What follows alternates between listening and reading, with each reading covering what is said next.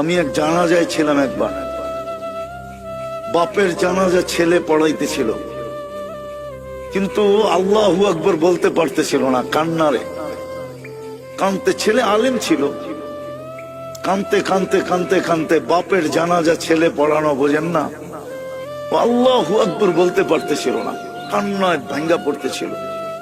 একবার বড় কষ্ট করে জোরে আল্লাহু আকবার বলে উঠছে। জানাজা শেষ, আমার মন বলতেছিল যেন বাবা মাফ হয়ে গেছে। আমি সাথীদেরকে বলতেছিলাম যে আমি জানি না, আমার মন বলে এই বাবাকে আল্লাহ শাস্তি দিবে না। ছেলে আলেম, কলিজার টুকরা নিয়ে গেছে, ঠিক না? বাপ কি কলিজার টুকরা না? মাথার তাজ না? চোখের মণি না? আজকে সমাজে নাও হইতে পারে, কিন্তু একদিন তো বাপ এটাই ছিল, ঠিক না?